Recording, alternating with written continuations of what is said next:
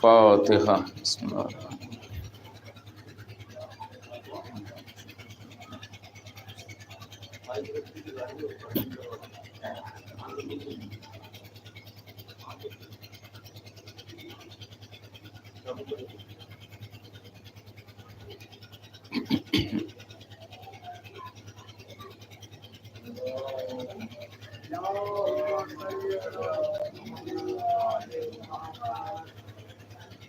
لا حول ولا قوة إلا بالله العلي العظيم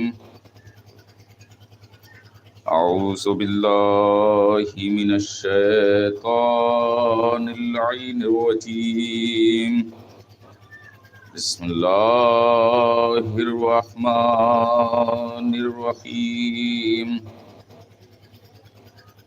الحمد لله الذي هدانا لهذا وما كنا لنهتدي لولا أن هدانا الله لقد جاءت رسل ربنا بالحق والصلاة لعنة الله على أعدائهم أجمعين من يومنا هذا إلى قيام يوم الدين أما بعد فقد قال رسول الله صلى الله عليه وآله وسلم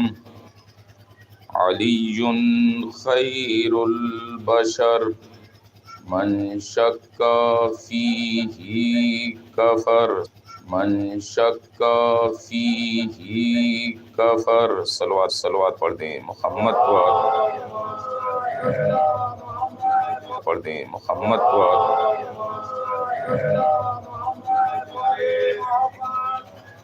معزز سامعین کرام معززان محترم،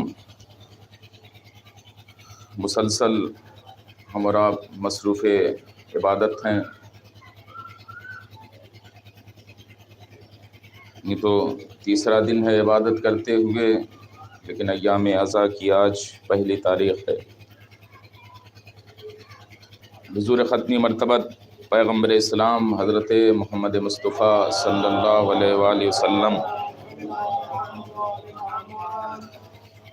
کے مختصر سے فقرے کے ذیل میں انشاءاللہ گفتگو سماعت فرمائیں گے کہ جو حضور ارشاد فرما رہے ہیں مولا متقیان امیر المومنین علی بن ابی طالب علیہ السلام کے سلسلے میں، علی خیر البشر من شک فیہ کفر،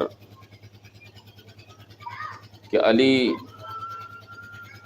بہترین انسان کا نام ہے، خیر بشر، اور جو بھی انسان امیر المومنین کے بارے میں شک کرے وہ دائرہ اسلام سے خارج ہو جاتا ہے۔ قابل غور مسئلہ ہے کہ جس کے بارے میں شک کرنے کے بعد انسان دائرہ اسلام سے خارج ہو جائے تو اسے چھوڑ کر کے کوئی مسلمان کیسے رہ سکتا ہے؟ بے پناہ فضائل و کمالات مولا امیر المومنین کے انشاءاللہ بیان کریں، کیونکہ بحمدللہ مجلسیں کہیں اس وجہ سے منتخب الگ الگ طریقے سے کیا ہے کہ کہیں فضائل، کہیں تبلیغ، کہیں اصلاح، کہیں کچھ موضوع کا اس طریقے سے انتخاب کہ مولا امیر المومنین کی ذات بابرکت اس بلند مرتبے پر فائز ہے کہ جس کی طرف خود مولا نے اشارہ فرمایا کہ مجھ سے غلو کے دریا پھوٹتے ہیں، اور کوئی بھی انسان کہ طائر فکر میرے کمالات تک نہیں پہنچ سکتے۔ یہ کمال ہے امیر المومنین کا، اور انسان گمراہ بھی ہوئے فضائل و کمالات امیر المومنین کو دیکھ کر کے کتنے گمراہ ہو گئے، اور گمراہ کے امکانات ہیں بھی۔ اور مولانا اس کی طرف اشارہ بھی فرمایا ہے کہ میرے سلسلے میں 2 طریقے کے افراد گمراہ ہوئے، ایک وہ محب بن غال و مبغض قال، ایک وہ دوست یعنی محبت کرنے والا کہ جو محبت میں حد سے زیادہ بڑھ گیا، یعنی بندے کے آگے خدا سمجھنے لگا، جیسے کہ نصیری، وہ بھی گمراہ، وہ بھی لائق ہدایت نہیں۔ دوسرا وہ کہ جس نے حد سے گرا دیا، وہ بھی گمراہ، جیسے کہ خارجی۔ تو یہ ذات بابرکت امیر المومنین کی ایسی ہے کہ جس کے سلسلے میں خود حضور ختمی مرتبت نے یہ فرمایا کہ اگر میں امیر المومنین کے کمالات کو اس انداز سے بیان کر دوں جو بیان کرنے کا حق ہے، تو پھر علی جدھر سے گزریں تم علی کے قدموں کی نیچے کی مٹی کو اٹھا کر کے اسے شفا میں استعمال کرو۔ غور فرما رہے ہیں آپ، یہ بلند مرتبہ امیر المومنین کی ذات، بلند آواز سے صلوات پڑھیں آپ۔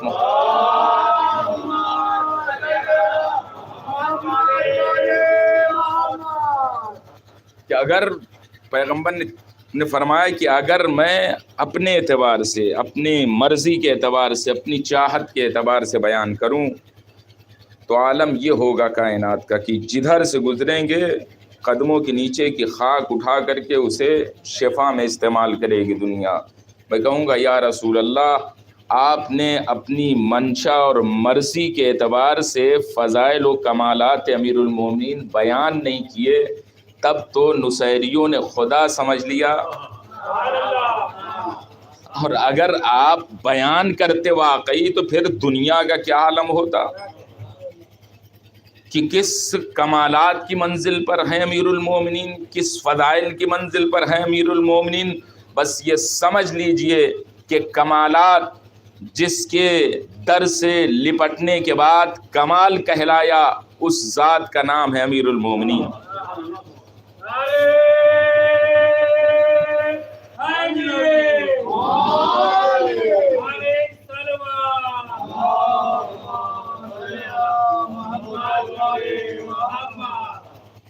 کہ حضرت ابراہیم نبی خدا کہ جب دربار نمرود میں پہنچے، پہلے تو بت شکنی کی پورا واقعہ آپ کے دل و دماغ میں ہے، مسلسل آپ سن رہے بحمدللہ، تو کوئی گوشہ رہ نہیں گیا ہے ظاہراً، نہیں اپنے معلومات کے اعتبار سے جب محنت کرنا پڑتا ہے تو نئی چیزیں بیان کرنا پڑتا ہے، تو اسے ادھر جانے میں تھوڑا سے ڈر سا لگتا ہے کہ آپ کا ذہن بھٹکنے لگتا ہے کہ سنے سنائی باتیں عرض کر رہے ہیں۔ تو جناب ابراہیم جب دربار نمرود میں پہنچنے کے بعد جناب ابراہیم نے جب خداوند عالم کے سلسلے میں دلیل پیش کیا کہ ربی الذی یحیی و یمیت، کہ میرا خدا وہ ہے کہ جو زندہ بھی کرتا ہے اور مارتا بھی ہے، تو ابراہیم نے کہا، نمرود نے کہا بس اتنی بڑی بات ہے خدا ہونے کی، یعنی یہ کمال ہے خدا ہونے کا کہ جو مارتا بھی ہے اور جلاتا بھی ہے، کہ یہ تو ہم بھی کرتے ہیں۔ کیا کیا اس نے؟ ایک ایسا قیدی جسے رہائی کا حکم مل گیا تھا اس کی گردن اڑا دیا، اور جسے سولی پہ چڑھانا تھا اسے رہا کر دیا۔ کہ ابراہیم دیکھو یہ تو ہم بھی کر رہے ہیں، ہم بھی تو مارتے بھی ہیں جلاتے بھی ہیں۔ ابراہیم اس کی ان حرکتوں پہ مسکرا رہے تھے۔ ابراہیم نے پھر دوسری دلیل دیا کہ اچھا تو مارتا بھی ہے جلاتا بھی ہے تو سن میرا خدا کون ہے، ان اللہ یاتی بالشمس من المشرق فآت بہا من المغرب، میرا خدا وہ ہے کہ جو سورج کو مشرق سے نکالتا ہے۔ اگر تیرا دعویٰ یہ ہے کہ تو خدا ہے تو سورج کو مغرب سے نکال دے۔ تو جیسے ہی جناب ابراہیم نے یہ دلیل پیش کیا تو قرآن نے کہا کہ فَبُہِتَ الَّذِي كَفَرَ، کافر مبہوت ہو گیا، شرمندہ ہو گیا، کوئی اس کے پاس جواب نہ رہا جناب ابراہیم کے اس دلیل کا۔ تو ادھر نمرود تو خاموش ہو گیا یہ دلیل سننے کے بعد کہ خدا کے ہونے کی دلیل یہ ہے کہ خدا سورج کو مغرب سے نکال دے، وہ ہے خدا، اور یہ دلیل قرآن نے تو محفوظ کر لیا، نمرود تو نکال نہ سکا، لیکن امیر المومنین نے یہ کام کر دکھایا۔ غور کیجیے، امیر المومنین نے یہ کام کر دکھایا، سورج مغرب سے پلٹایا۔ لیکن عزیزو یہ بھول ہے نصیریوں کی، اگر یہ سمجھیں کہ علی خدا ہیں، دیکھیے علی کا کمال یہ نہیں ہے کہ علی خدا ہیں، میں ایک جملہ دے رہا ہوں آپ کو، آپ کی سماعتوں کے حوالے، کہ علی کا کمال یہ نہیں ہے کہ علی خدا ہو کر کے مردہ جلائیں، علی خدا ہو کر کے زندے کو مردہ کریں، علی خدا ہو کر کے سورج کو مغرب سے پلٹائیں، بلکہ کمال امیر المومنین یہ ہے کہ بندہ بندہ رہے، کام خدا کا کرے۔ ایک صلوات پڑھ دیں محمد و آل محمد۔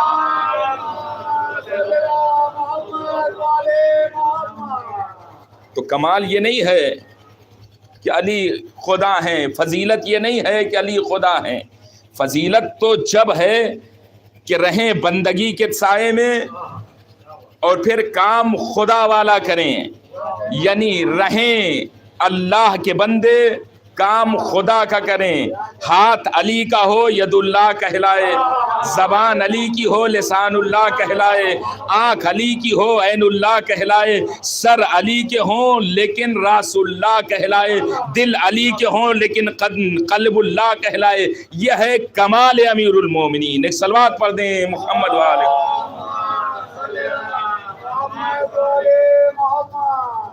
کہ اگر خدا ہو کر کے کام کرے تو پھر کون سی بات، خدا کے لیے تو یہ سب صفتیں آئی ہیں قرآن مجید میں کہ مارتا بھی ہے، جلاتا بھی ہے، سورج چاہے مشرق سے نکال دے چاہے مغرب سے نکال دے، وہ تو کمال الہی ہے۔ اس نے جن چیزوں کو پیدا کیا اس پر پورا اختیار ہے باقاعدہ طریقے سے، جسے جیسے چاہے وجود ملائے، جیسے چاہے گردش ملائے۔ لیکن کمال امیر المومنین یہ ہے، فضیلت امیر المومنین یہ ہے کہ بندگی کے سائے میں رہ کر کے کام خدا والا کریں۔ مظہر صفات پروردگار، اسی کو کہتے ہیں خدا بند عالم کی صفتوں کا آئینہ۔ ایک شخص آیا دربار خلافت میں اور آ کر کے کہتا کیا ہے، دو شخص بلکہ، عجیب دعویٰ تھا، سنیں فضائل کمالات امیر المومنین انشاءاللہ محظوظ ہوں گے۔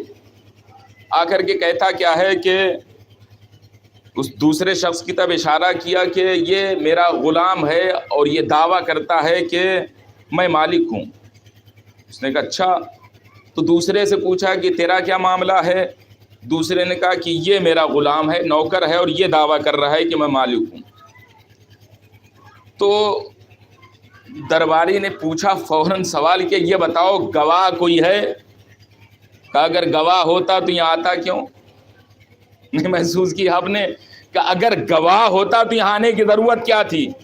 تو عجیب مسئلہ ہے نا کہ دونوں کہہ رہے ہیں کہ میں آقا ہوں، وہ کہہ رہا یہ غلام، یہ کہہ رہا یہ غلام، کا قضیہ کیسے حل ہوگا؟ وہ کہہ رہا نہیں کوئی گواہ نہیں۔ میں کہوں گا کہ گواہ تو تم ہی تو کہتے ہو حسبنا کتاب اللہ، تو کتاب الہی کو گواہ کے طور پہ لے آؤ، دے دو دلیل نا کہ کون غلام ہے کون آقا ہے، کہ نہیں۔ انہوں نے کہا نہیں ایسے قضیے تو یہاں حل نہیں ہوتے، میں کوئی علم غیب تھوڑی نہیں جانتا، جاؤ علی کے پاس۔ یعنی یہ بارہا انہوں نے علی علی کیا ہے کہ نہیں کیا ہے؟ علی علی کیا ہے کہ نہیں کیا ہے؟ جب بھی مشکلوں میں آئے تو یہ علی علی کرتے ہوئے نظر آئے۔ میں کہوں گا ہو کوئی بھی عقیدہ کیسا بھی ہو، لیکن بتا تو دیا نا مشکلوں میں علی علی کرنا ہی چاہیے۔ مشکلوں میں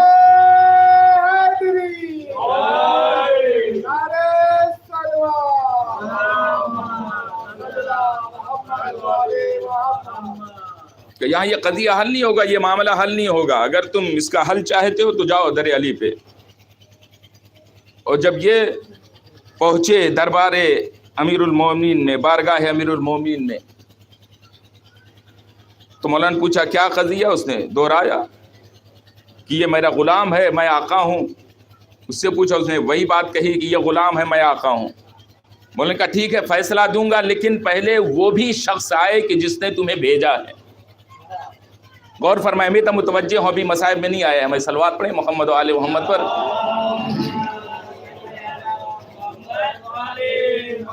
یقیناً تھکے ہوئے ہیں، گرمی بھی ہے، بے پناہ گرمی ہے، اس کا کوئی وہ نہیں، لیکن یہ کہ عزاداری ہی کرنے کے لیے ہم تو یہ باقاعدہ طریقے سے طے کر چکے ہیں کہ 10 دن ہمیں عزاداری کرنا ہے، چاہے جیسا ماحول ہو، جیسا بھی موسم ہو، جو بھی ہو، ہر طریقے سے کرنا ہے۔ آپ کو سننا ہے، ہمیں پڑھنا ہے، بعض اوقات سننا بھی، یعنی دونوں کام ہے۔ تو جب یہ طے کر چکے ہیں تو پھر باقاعدہ صرف جسم کا حضور نہ رہے، روح کا بھی حضور رہے، تاکہ باقاعدہ طریقے سے لطف اندوز ہو سکے اس مقام پہ بیٹھ کر کے۔ بلند آواز سے صلوات پڑھیں محمد و آل محمد پر۔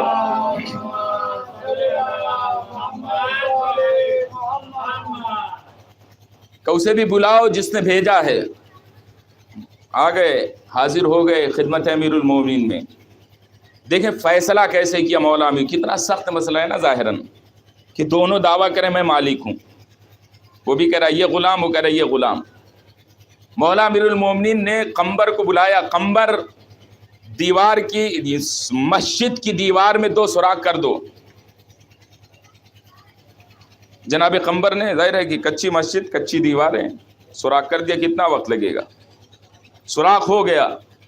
مولا امیر المومنین نے جو دعوے دار تھے آقائیت کے، مالک ہونے کے، ان دونوں سے کہا کہ جاؤ اپنے اپنی گردنوں کو سوراخ میں ڈال کے کھڑے ہو جاؤ۔ حکم امیر المومنین کی تعمیل کیا۔ اس کے بعد مولا بیٹھ گئے، خلیفہ کے ساتھ باتیں کرنے لگے، کیسے آنا ہوا، کیا حال ہے۔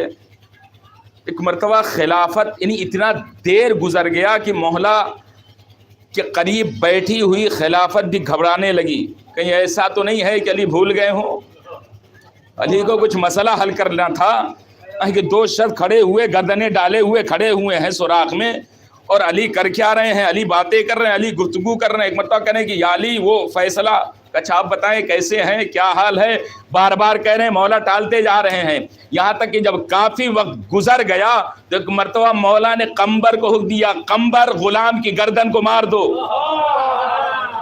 نہیں محسوس نہیں کیا آپ نے، باقاعدہ آپ نے ساتھ نہیں دے رہے ہیں، پہلی محرم ہے، ہم محسوس کر رہے ہیں کہ آپ لیکن ساتھ نہیں آ رہے ہیں، یہ فضائل سننے کا حق نہیں ہے۔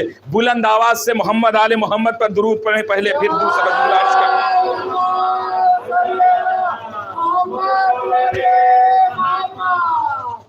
کافی دیر گزر گئی، دونوں گردنیں ڈالے کھڑے رہے، تب مولا نے غلام سے کہا، قمبر سے کہا، قمبر غلام کی گردن کو مار دو۔ جیسی مولا کے لبہائے مبارک سے یہ فقرہ ادا ہوا، فوراً غلام نے اپنی گردن کو سوراخ سے کھینچ لیا۔ نہیں محسوس کیا آپ نے، یہ آیا تھا فیصلہ دینے کے لیے، آخر گردن کھینچ کیوں رہا ہے؟ کہ کھینچ اس وجہ سے رہا ہے نا کیونکہ جانتا ہے یہ علی ہیں، علی ان کا فیصلہ علم غیب پہ ہوگا۔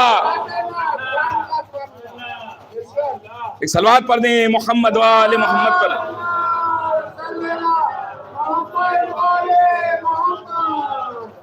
علم غیب پہ فیصلہ ہوگا۔ اچھا یہ تو مولا نے کہا نہیں تھا کہ قمبر یہ غلام ہے، اس کی گردن مار دو، اگر یہ کہتے تو پھر دعویٰ کر دیتا، کوئی ثبوت دیے، کوئی دلیل دیے، جیسے دربار خلافت میں دلیل مانگ رہا تھا، ہمیں دلیل کی ضرورت تھی نا۔ یہاں مولا نے یہ نہیں کہا کہ یہ غلام ہے گردن مارو، بلکہ کیا غلام کی گردن مار دو۔ کہ غلام نے گردن کھینچا کیوں؟ کہ ایک تو جواب یہ کہ علم غیب کے مالک ہے علی، غلام جانتا ہے، اگر رکے رہ گئے تو گردن جسم کے ساتھ نہیں رہ جائے گی۔ دوسرا جواب سنیں، غلام جانتا تھا یہ علی ہے، علی ان کی تلوار جب 70 نسلوں کو دیکھ کے فیصلہ کرتی ہے۔ ایک صلوات پڑھ دیں محمد و آل محمد۔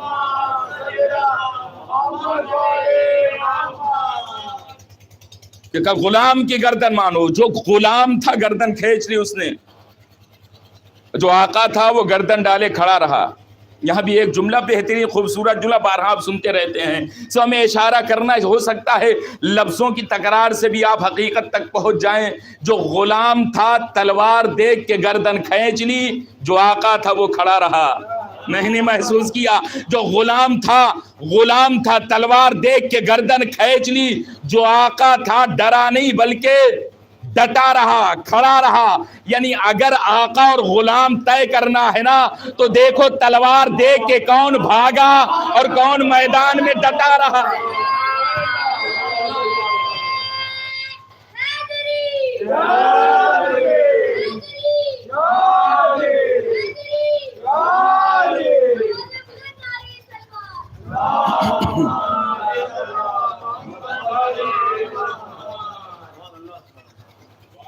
کون سمجھ سکتا ہے ذات امیر المومنین کے فضائل و کمالات کو؟ اب نبی کی حدیث سمجھ میں آئی کہ علی کو یا تو میں نے پہچانا یا پھر خدا نے پہچانا. تیسرا کوئی ہے نہیں کہ جو پہچان سکے ذات امیر المومنین کو، کمالات امیر المومنین کو کوئی سمجھ سکے.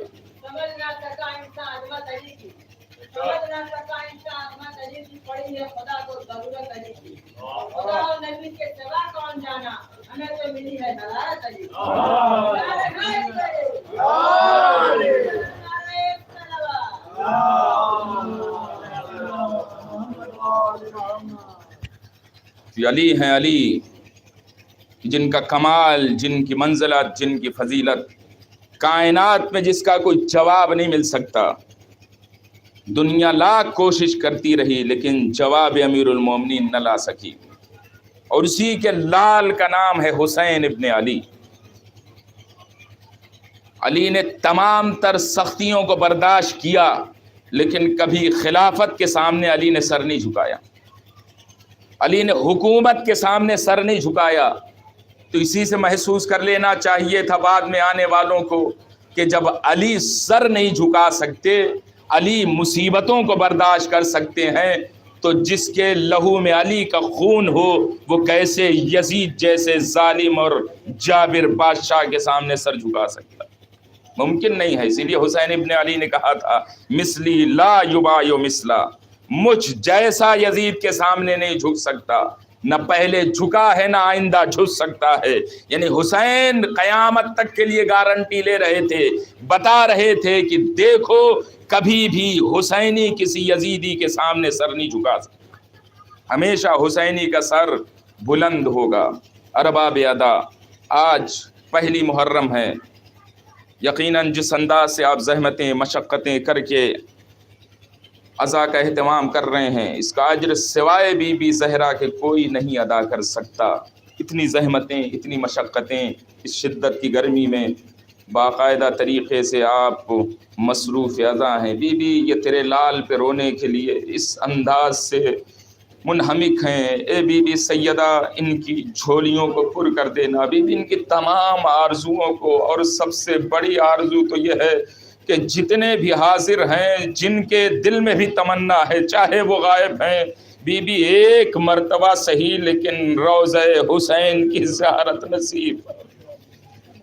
ارباب ادا، پہلی محرم بھی آہستہ آہستہ گزر رہی ہے. تقریباً گزر چکی ہے پہلی محرم، صرف 2 سے 3 گھنٹے باقی ہیں. لیکن حقیقتاً اگر کہا جائے تو ہم ابھی حق عزا ادا نہ کر سکے، جو حق گریہ ہے وہ ادا نہ کر سکے. جب امام مظلوم کربلا مدینے سے نکل رہے تھے نا، تو اس وقت جناب ام سلمہ جو زوجہ رسول ہیں، انہیں اس کی فکر تھی کہ حسین ابن علی جا رہے ہیں. جب ہر ایک سے رخصت ہو رہے تھے، ام سلمہ کے قریب آئے تو ام سلمہ نے کہا میرے لال حسین کہاں جا رہا ہے؟ کہ نانی میں عراق کی زمین پہ جا رہا ہوں. ام سلمہ نے کہا کہ میرے لال تجھے جانا ہے تو کہیں اور چلا جا، لیکن عراق کی زمین پہ نہ جانا. کہ نانی کیوں؟ کہ اس وجہ سے تیرے نانا رسول خدا نے مجھ سے کہا تھا کہ میرا لال حسین سرزمین عراق پہ قتل کیا جائے گا. ارباب ادا، یہ سننا تھا. امام مظلوم کربلا نے آواز دیا نانی مجھے معلوم ہے کہ ہمارا مقتل سرزمین عراق ہے. اے نانی صرف اتنا ہی نہیں بلکہ ہمیں یہ بھی پتا ہے کہ ہمارے قافلے کے کتنے مرد شہید ہوں گے، کتنے بچے قتل کیے جائیں گے. ایک مرتبہ ام سلمہ نے دیکھنے کی خواہش کیا. امام کے کہنے کے بعد امام مظلوم کربلا نے اپنی 2 انگلیوں کو بلند کیا کہ نانی ان انگلیوں کے درمیان دیکھیے.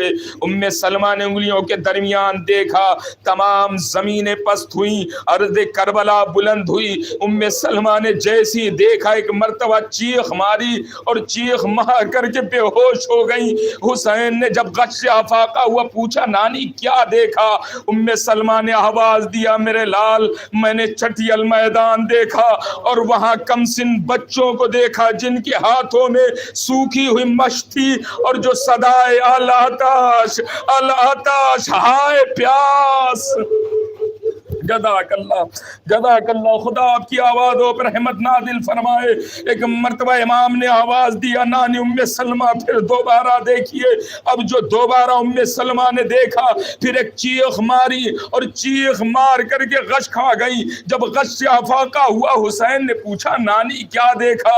ام سلمہ نے آواز دیا میرے لال حسین میں نے دیکھا کہ کسی طرف تیرے جوان اکبر کا لاشا ہے اور کہیں پر تیرے لال قاسم کی پامال میت ہے اور کہیں تیرے برابر کے بھائی عباس غازی کے کٹے ہوئے شانے۔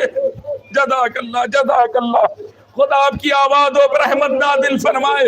ایک مرتبہ امام مظلوم کربلا نے آواز دی اے نانی ذرا میرے لاش کی کیفیت تو بھی دیکھ لیجئے، ادادارو قیامت کی منزل ہے۔ جو ام سلمہ نے دیکھا غش مارا چیخ مارا اور غش کھا گئی۔ حسین نے کہا نانی کیا دیکھا؟ کہ میرے لال میں نے تیرے جسم مبارک پر گھوڑوں کے ٹاپوں کے نشان دیکھے۔